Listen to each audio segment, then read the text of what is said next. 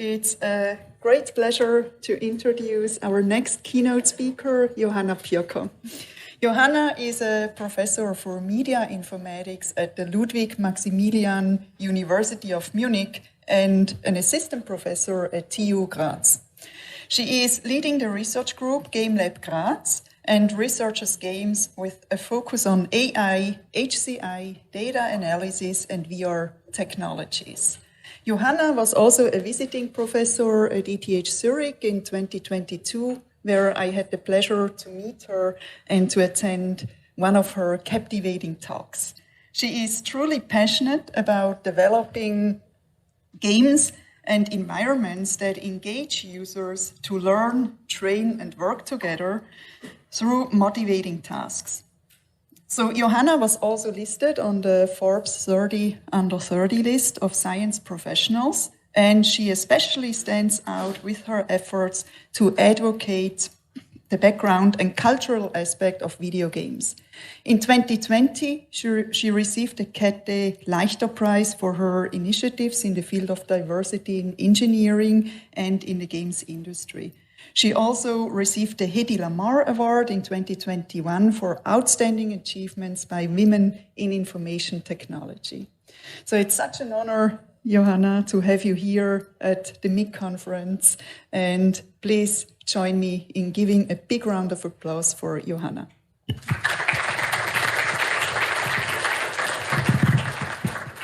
Thank you so much for the invitation. Thank you so much for this kind introduction. I'm really honored to be here. Just a little bit of a spoiler ahead. I might look a little bit tired because the trains in Germany are not really working well these days. So I took the car overnight to come here and be with you today. So please still bear with me if at some point I might get slow. I'm super honored to be here, and the topic you presented, so I listened to some of the talks already. This is something which is really close to my heart, something which I quickly want to add. I'm also pretty connected to the games industry. So the talk I'm giving now, I actually, to some part, gave also at a games industry event for specifically to inspire game developers. And I tried to cover a little bit of a broader overview of how AI is already used in game tech. But especially like given your backgrounds and what I've seen in the presentation, a little bit of inspiration and future outlook where I think it could be interesting to head to. So I used to work at Electronic Arts, for instance, but I still consult a lot of studios and also organize games industry events. This is something where I try to really bridge what we are doing in academia with industry. So as I already mentioned, the talk today is about AI. And AI is a topic which is something which is quite strongly discussed, especially the wording. I think that the wording, especially the part of intelligent, is something which is a little bit frustrating for many of us researchers, especially if we look also at the past. So there has been always like up and downs when AI had a little bit of black and white times. However, at the moment, we are really going forward into a strong relationship between academia and industry, where the current machine learning techniques, AI techniques, can actually be applied directly in the fields. And what we see here there, I mean, AI still outside of the research fields is quite often used or misused quite heavily. And we have seen a lot of AI miracles, which in the end have been for if statements and so on and so forth. And I have to be very honest here, because if we talk about AI in games, and there are many books and many lectures and so on and so forth, AI in games is still one of those topics where we actually rather lie a little bit about being smart and intelligent. And this is something what I wanted to start off with a little bit. So what is actually AI in video games? So usually we have different topics which we can talk about AI in video games. So on the one hand, we will cover most of the parts, of course, to generate super smart enemy behavior, for instance, intelligent behavior. Try to use things like super smart pathfinding, learn from the users, make dynamic difficult adjustment happen, so dynamically adapt the games based on the user's preferences and so forth. But the truth is, so most of the things which I would cover, or which are covered usually in literature or in game studies as AI, is actually this illusion of intelligence. So we do have in game design something which is called the illusion of freedom, for instance. So for instance, if I create a game and I would design a particular level, the user, the player, has the illusion that they have full freedom of where they go. If you have this giant environment and you're the player, you play a game like Skyrim or with this open world, as a game designer, my goal is to still steer you through this environment, given a specific path with small little tasks.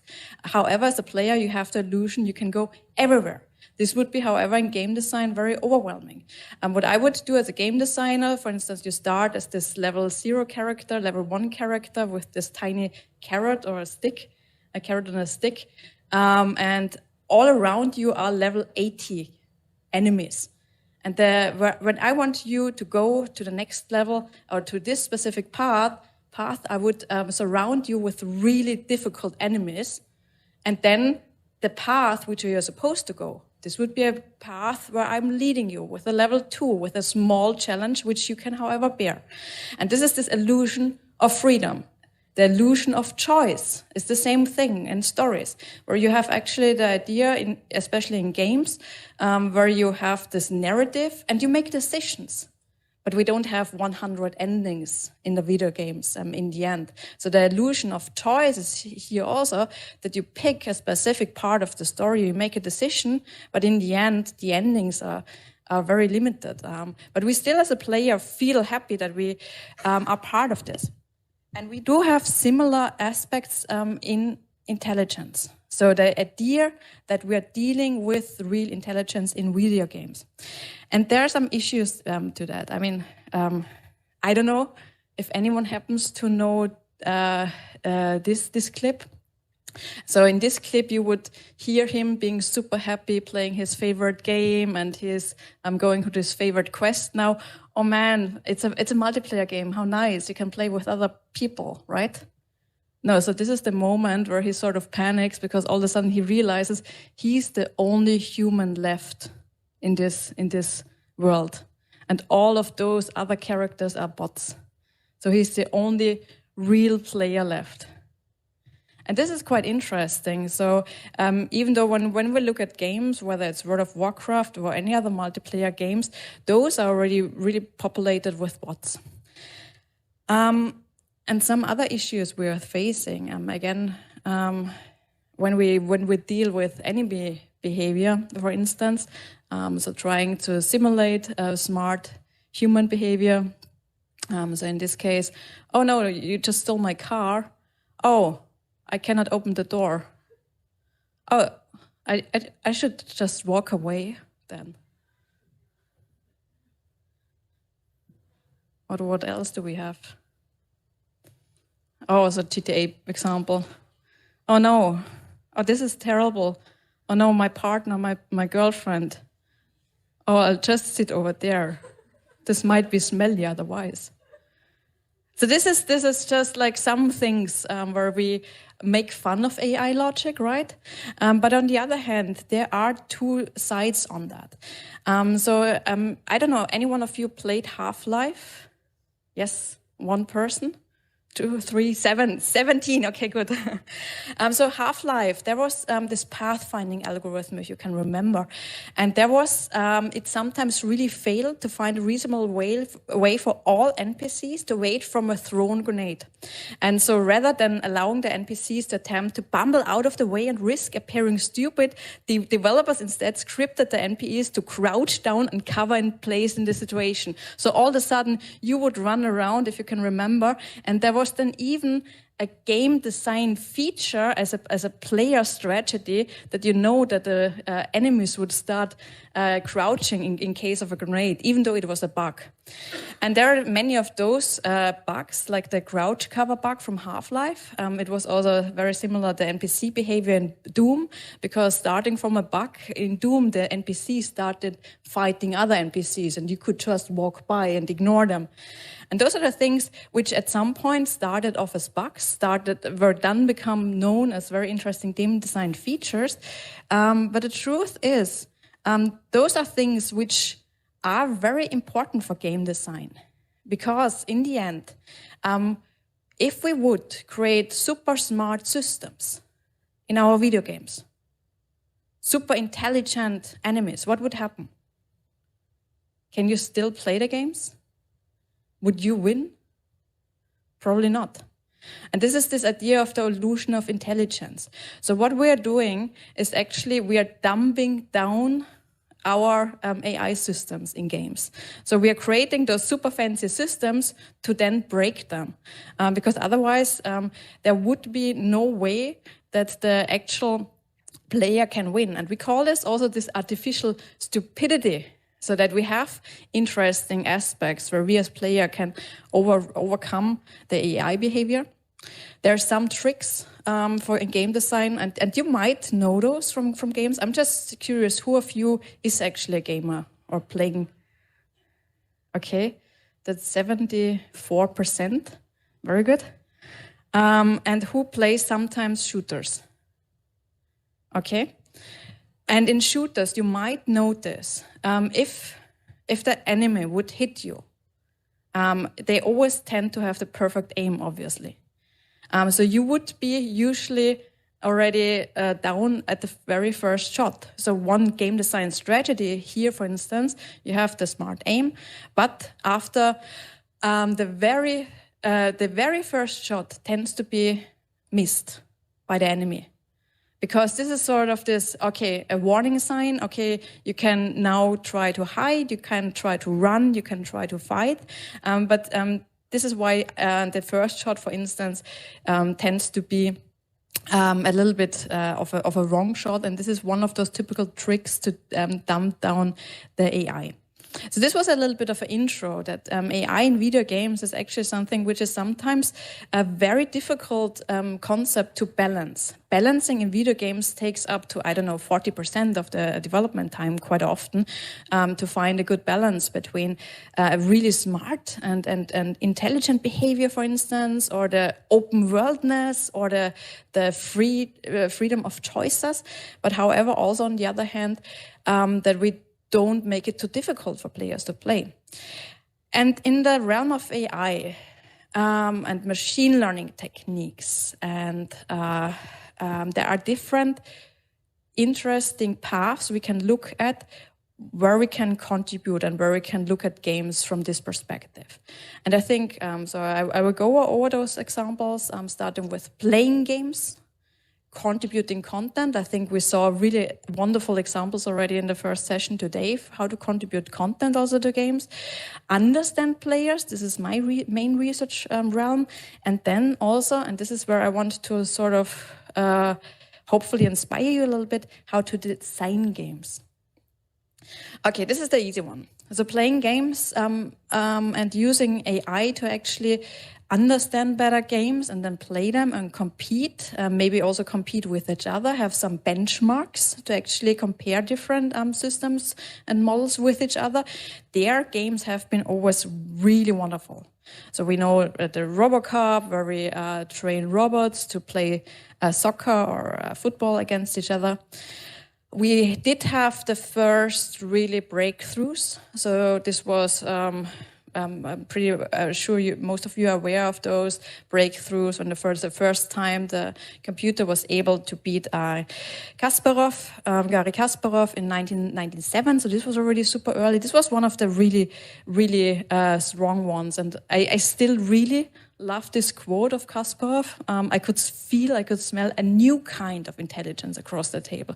And I also like this idea of new kind of intelligence. So again, I'm not a huge fan of the wording artificial intelligence of what we are doing these days, but this new kind of intelligence is something. Then, of course, the Jeopardy, where we had a show where we had IBM Watson versus Ken Jennings. Ken Jennings was already the 5 million in a row winning person who was really known as best player. I think he won 74-ish times. And this was the first time that he was beat by IBM Watson at this time. Some more recent achievements, of course, this is where a little bit the realm of DeepMind started also to show off what they're capable of in the gaming realm.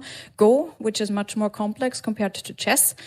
This was the first time in 2016 where AlphaGo and its successors using Monte Carlo tree search algorithm were used to beat one of the best Go players. And then, and this is now a major achievement, was the first time when it was a very particular case.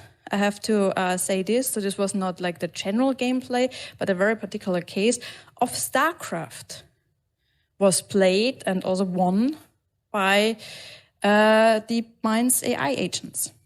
And this was something which was quite interesting, because if we look at the complexity, we do have here on the one hand, checkers, chess, Go. We do have perfect information about those games, and they're deterministic, and they're turn-based. What is the worst case for those algorithms? If it's non-deterministic, if it's in real time, and we do not have all the information. And those are usually games like Halo and StarCraft and so on and so forth. So those are really interesting benchmark games. So those findings were for the first time something very, very interesting, where everyone in the gaming realm and games AI realm was really excited about. Because again, most of the games explore different dimensions of stochasticity, observability, and time granularity. However, especially real-time games, without the perfect information fed, are a very interesting one. Just to give you some of those numbers to compare with the complexity, where we have chess versus StarCraft. So just to sort of give you the overview of how this was actually a major achievement, also really, really seen in the game dev realm. Why would you actually use AI at all to play games? I mean, we are developing games to play them ourselves. Yes and no. So on the one hand, creating systems that actually play the games can be used quite heavily for testing purposes, for balancing purpose. Again, just to give you one example, balancing also means, again, balancing is trying to figure out the right numbers, for instance, for different scenarios. And if I come back to the shooter example, one heavy load for balancing would be, for instance, if I create an environment and I have a basement, I have a super scary dark basement, and I have a player there, the basement is full of very creepy and dark monsters. And I have to escape the basement. And if I, as a game designer, would give the player one gun and infinite ammunition, what sort of game do I have? It's like a super action game. I would be this hero running around and shouting probably through the basement. And I would be the hero fighting all the monsters. If I make now, this is a balancing move, if I change just one single number, if I change infinite to 1 or 3 shots, I just change the genre, because all of a sudden I'm in a basement all by myself, everything is full of monsters, and I need to escape, and I only have like 1 shot. All of a sudden it's a horror stealth game. I changed the entire genre by just making one number swap. And this is quite interesting, because this is really where having these systems play our games for us, that we can observe, and I have an example very, very much in the end, how this can look like, can be something which is super, super exciting. The same is true for having, of course, interesting AI enemies. So if you think of a kart racing game like Super Mario Kart, this rubber banding principle, for instance, that you can bring the smart any behavior together, make interesting races, but again, try to make it not too hard. So I'll skip the methods a little bit because I think here are really the experts anyway. So the first one was about playing games and why for us as game developers it might be important to find methods how we can play games. The second one would be contributing content. I saw a lot of interesting examples today in the first lecture, in the first session already. So how we can actually populate our games with content which is, I don't know, maybe specific to my player type, maybe specific to my personal way to play the game. Maybe I want to have a specific open world. Maybe I want to be able to ride in my environment on my virtual horse for hours. And all those things to individualize content, to create a ton of content. And here we have very interesting methods and possibilities how procedural content generation, just to name one example, can certainly help. So to help us create different parts of the game. So if I think of procedural content generation or content generation for games in general, so this would be basically automatically generating pieces of content which can be based on art pieces of the artist or are entirely generated from scratch based on patterns, for instance, or some sort of rules. Typical examples, of course, I think Minecraft is the most important example here, which is really known around Perlin noise, how to create entire worlds just through based on some numbers in the beginning. Diablo was always known for its replayability because every time you would enter a dungeon, they look sort of different.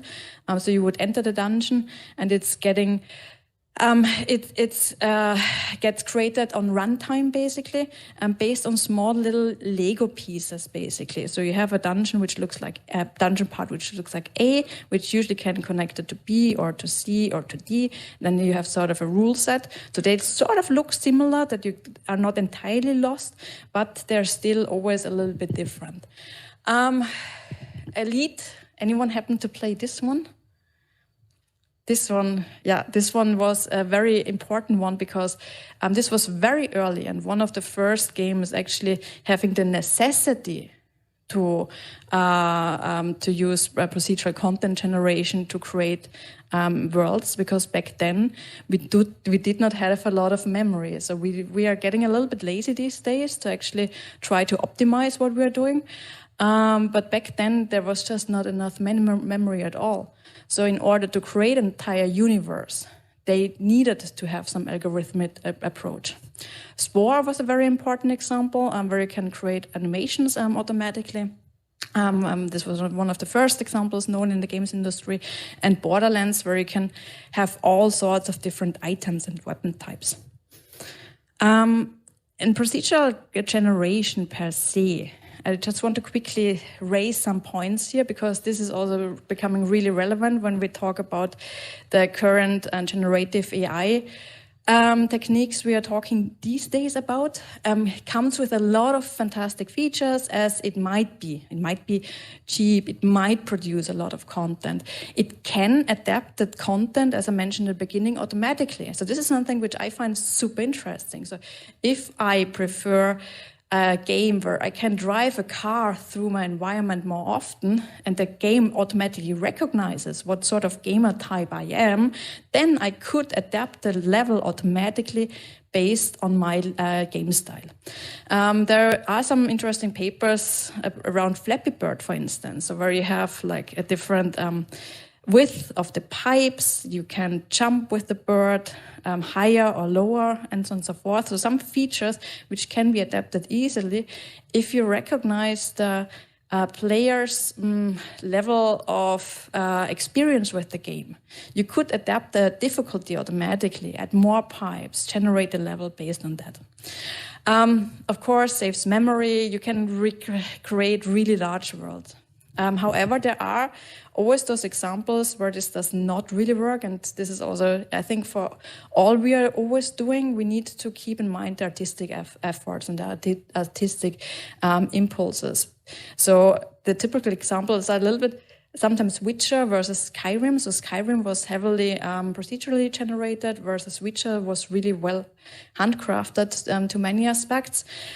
And this is something which is quite nice because both worlds are very interesting, but we should not forget the importance, especially also in games, whether it's the story, whether it's the art, whether it's the level design, to also incorporate either entirely or partly the artistic aspects. So methods, so we can use these methods to generate all sorts of contents. So this can be all entire environments. Then, of course, like all the generative art, textures. What I find quite interesting and which is not so much populated is music. Anyone happen to play LucasArts adventure Monkey Island? The music. What did they do with the music? Anyone remembers? So you had this really interesting background music, always like some pirate audios. And then if you would go into a bar, it would change, but not like abruptly. So you would have a very slow change. They would remove some instruments, make it a little bit faster, add other instruments, and all of a sudden you were from this pirate outside music to a fancy bar drinking music. And this was one of the early examples doing this really well in music. One thing which is still very unexplored is also the topic of automatic story generation. This is something which is these days with the LLMs, of course, something which is quite interesting. And then something, and this is where I come to in the end, the whole game, the whole gameplay. Good. And of course, like with the rise of generative AI, many things are changing. And I think the whole games industry is quite excited on the one hand, and many others are a little bit panicful on the other hand. And I want to, of course, like I'm a computer scientist, but I want to also cover some artist perspectives here. Because also if you think, okay, we can replace some of the junior positions, so whether it's in art or in coding too, with those methods, a little bit of the issue will arise in the industry, and this is already a thing, that how can we get people to becoming a senior then, if they're never hired as a junior? This is something which is a little bit of an issue we have these days, because this role is currently a little bit replaced. There are already some companies, or many companies, also in the games industry, who are really pushing this forward. But this is a little bit of an open issue, which I just want to add here. Good. So we can play games. We can create different forms of content for games. The third part, which I find personally most interesting, is I find it very interesting to understand players. This is a little bit my realm. This is what we call player modeling.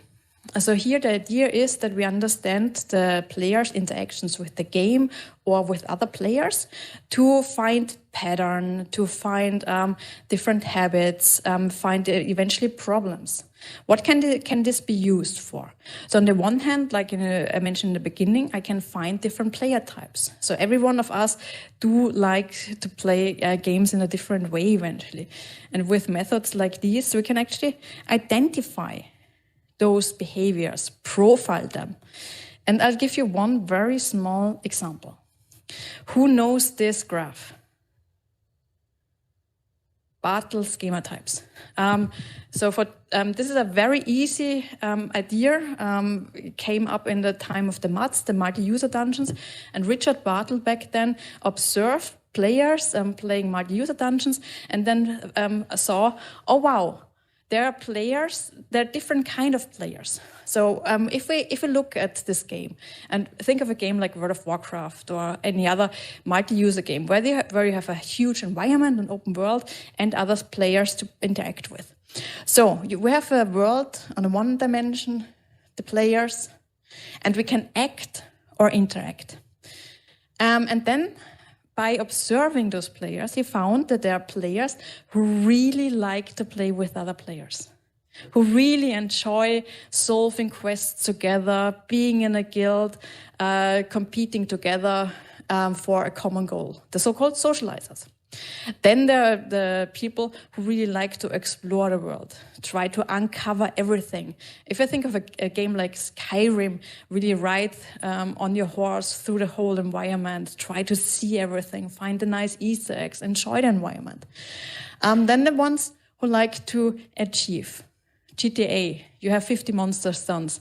You need to find them all. This is certainly me. Like if there's like a bar for 100% and I can collect, I don't know, 1,000 different mushrooms types in Skyrim, I will do this.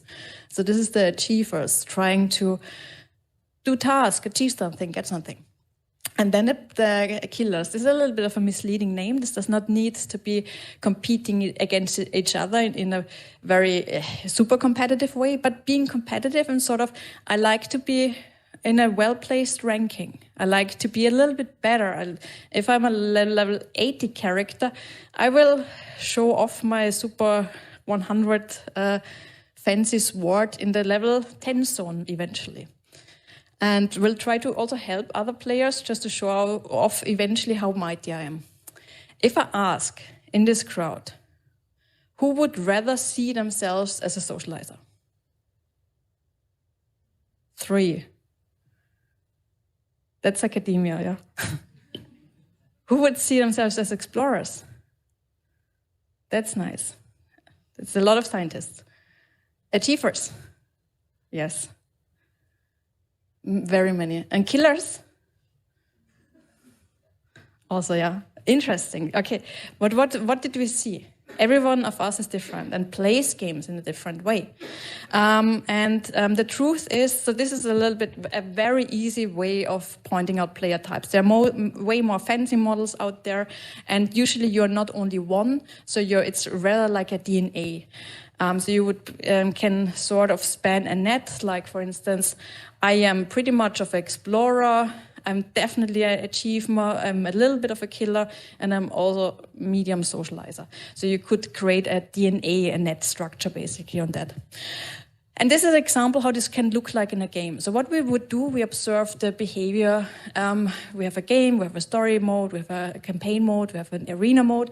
We try to find different features where they interact with other players or with the environment, try to put those features together, add some clustering methods typically, and then we can identify per game different player types. So this was a general psychological model. What we do there is doing the same, but with clustering based on data. To give you one example, this is research done by Microsoft a couple of years ago. Forza is a video game about driving cars. And this is where they found 10 different player types based on different modes. What they were playing, would they go for a career mode, a rival mode, and so on and so forth. We're able to cluster, and what you can see here, for instance, there are those players who are only there for the career mode, and there are those players who really want to just play with others. And this is something where we want to find insights. What are the features and the activities people are interested in? Another chart which is important in gamer psychology is this one. Who knows flow, the flow experience? That's many of you. So the idea is basically you want to design games. So the flow experience is something which we have when we play a video game and all of a sudden we're losing track of time and room and everything. and we're just playing one more quest, and all of a sudden it's 3 a.m. in the morning. We do the same when playing music, when reading, when programming. I fixed just one more bug. So those are typically the things where we can go into a flow statement. And in video games, the idea is that you create a level, and the challenge, the level, should be always based on the current skill level of the players. So if the challenge is really difficult in the beginning, so I start the game, I have this carrot and a stick, and there's this giant dragon coming towards me, I will drop out because I'm scared. If, however, if I played Assassin's Creed 1 to 20, and I'm playing Assassin's Creed 21 now, and I know everything, and I have already all the skills, and the game really treats me like a super beginner, the challenge is very low, but my skill level is very high, so I would get bored. And for us as a game designer, it's important that we always try to find the current skill level of the player and try to adapt the game automatically based on that. And this is a little bit what we did, for instance, in Just Cause 2. Who happens to know Just Cause 2? Just Cause 2 is a game very similar to GTA. So you can drive a car, you have enemies, you have guns, you have all sorts of interactions. And we looked at the data of thousands of users and all the interaction data with the game. It's not a multiplayer game, so we looked at the interaction data with the game, and we tried to identify distinct features, what could be interesting for this particular game. So for instance, if we think back to this explorer type, how many collocations would they discover? How many kilometers would they drive with their car? If we think about it a little bit as you want to achieve, you want to compete, you want to be really good in the game, you can also think about the kill-death ratio. So for instance, how well are you surviving compared to your enemies? What is your total play time, and so on and so forth. So we try to identify some features of the data set we had, and then tried to identify and find different player profiles. So for this one, we identified 8 player profiles. To just show you some example how this works, we used a clustering technique, therefore, so we identified the features, and we used a clustering technique. We went for k-means first, but decided to go for archetypal analysis instead, which is a soft clustering technique, which has some benefits if we go for this sort of player types, because then you can also be part of several clusters. And so if we look, for instance, we do have elite players, which we identified. They have features where they are really well playing, where they have a high kill-death ratio, where they, and this is what you can see here, where they're really playing well. Then we have the explorers. Explorers are similar to the group we defined before. The names we gave them, by the way. We tried to look a little bit at those features, and then decided those are the right names. So what are the total time played, for instance, for the explorers is very, very high. The missions completed tends to be very high. The drivers are the ones who really like to go with the car through the environments. So here we can look, for instance, at the stunt driver points. Just to give you one example how we do this and what we can do with that. With that, we can build a tool. In this example, we create a visualization tool for game designers, where you can see if you have 7 levels, 7 missions, like in Just Cause. We could see where people are dropping out. So we can see here we have the lead players, and they convert nicely to another group in the second level. However, we can also see that people who are the rushers, those are the ones we called who really want to play and finish the game, but don't have so much time to spend in the game. So they want to experience it, but rush through it. And we can see we have a lot of them being lost in the second level. So we might want to help them with some features as part of the game design that they can rush through this level eventually as well. The same for the drivers. We're losing a lot of them in mission 3.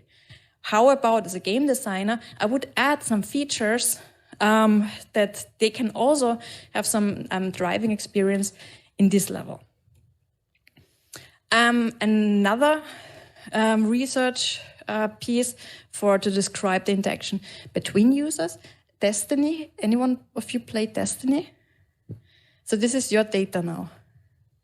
So this is basically, we looked at the data of 3 million Destiny users and how they played with each other or against each other.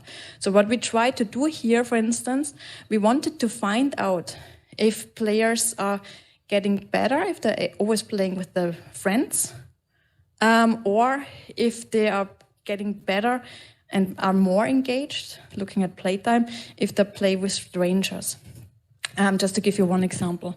We did a similar research with League of Legends, where we used similar techniques, social network analysis features, graph theory, where we tried to identify if during COVID, when players formed new friendships with other players in League of Legends, are those sustainable friendships? And we were able to show this.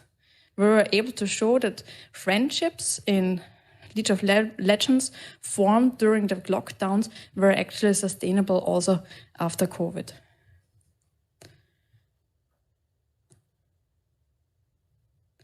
So this is a little bit the idea to understand the players, to give you a little bit of an overview.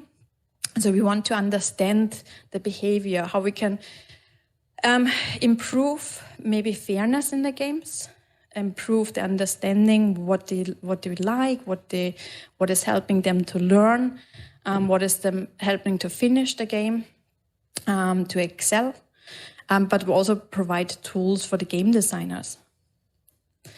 And the last part, which I already mentioned a couple of times, which I find most interesting, that we think about AI to actually design games. And this can be, of course, like the fancy version. So this is one example where this does not work. Okay, I'll show. It looks super fancy. This is like a game, a VR game we developed, where you see a tutorial of how to play this game. And this tutorial was actually created automatically. So one of the unfortunate parts, if you create a game, in the beginning you want to have a tutorial, which is eventually dependent on the player skills. And with this, we actually observe the players' interactions in VR with the actual levels. And based on the most seen interactions, we then provided an automatically generated tutorial for the VR interactions in this game. Good. But something which I find more interesting, because there's such a trend using, especially with the generative AI, with the virtual agents, to really push forward AI in games. And there will be so many games using those elements within the next couple of years. However, what I barely see is a smart integration of AI elements as part of the game design. And here I want to present you some examples which I find quite outstanding. So actually that we call it, this is built on a workshop paper by a bunch of really smart AI researchers and games. The idea is to put AI in the foreground of the game design, not have it as an invisible feature, this AI stupidity or the illusion of intelligence, what we discussed before, or create content, but have it as a part of a game design, where we as players are aware of AI being our enemy, our helper, our tutor, or whatever in the realm of games. So where we can actually show off where AI can be used, eventually teach about AI. So something which I find quite frustrating these days, and you might find it too, that AI is still really often misused, misunderstood. People constantly panic. Sometimes if they have just hear the word artificial intelligence, but do not really know what is behind. So we can even use games to teach about the methods being used there. And to give you some of the examples, those are the so-called AI game design patterns, where there are some ideas how you can use AI and teach or help players have an interesting game experience through those AI techniques. And I'll go through some of those examples. So for instance, AI is visualized. This is already done a little bit in the game Third Eye Crime, where you can actually see the visual representation, what the underlying AI state is currently doing. So this is like a little bit about visualizing, actually teaching what the AI is doing. This is something which I find super smart. I don't know if anyone happens to know this game. This is called Spy Party. Yes, some of you. So this is quite interesting because here you have one or more AI agents. In this game, I am a spy and I'm observing from the other side of the room, from a building. I observe this party, and there's one real player in there, and the rest is all AI. And I have to figure out who is the real player. So I have to learn what is actually the AI pattern, what is how does the AI work here, versus the real player has also learned to interact like a bot, basically, to be not caught by the other player. AI is a trainee. Again, all old examples, again, not with the current technologies we have, just to give you some examples. But here the game Black and White, anyone? Yes.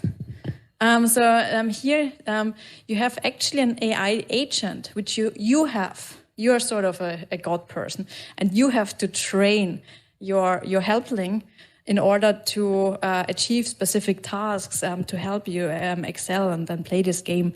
Black and White is this really famous god game where the player would train the creature to act the way they want them to act.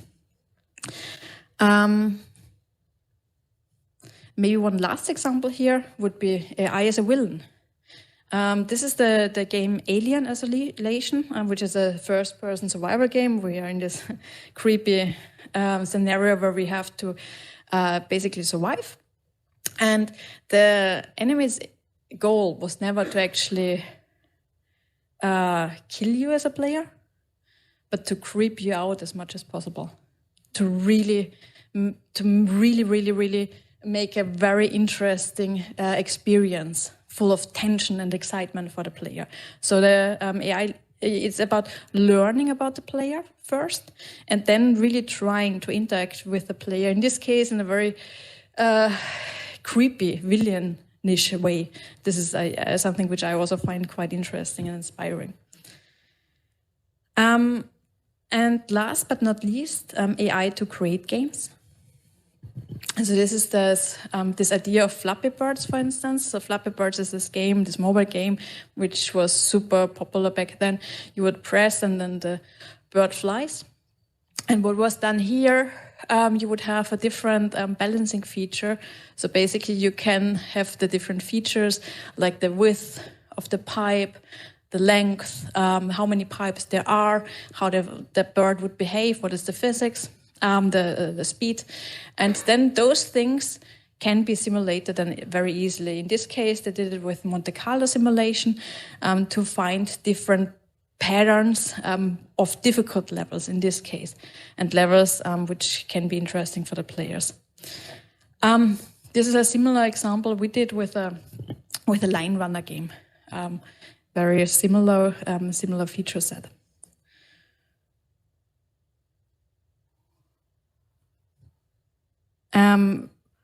And where do we go now? So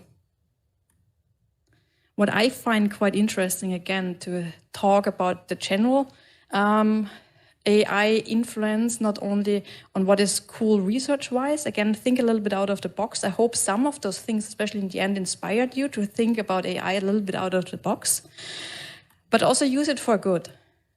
So much of my research about player research to understand player is also used, for instance, for toxicity recognition, for harassment prevention. Because games, I don't know who of you plays multiplayer games. As a woman, it's not always easy. honestly, and especially as a minority playing video games in an online environment or being in the internet in general in an online environment can be a little bit of a hardcore task. However, with those methods, this is a project we're currently working on, trying to identify potential toxic persons, for instance, potential trolls, people who want to be included but all of a sudden become loners, try to identify them, and then integrate them into positive communities before they actually become toxic. So this is something where a lot of interesting research is going these days. And the same is true with diversity. This is actually an example which was supposed to be meant in a nice way, but was not really well received in general by media. And of course, all the ideas of the echo chambers of hate speech and extremism, we don't only have in social media, but also in games. Good. And with that, the slides will be online. So all the resources and examples will be online for you to find. Also the books where some of those things are coming from. I hope you took at least one or two things out of that, maybe game inspirations to play at least. And with that, thank you so much.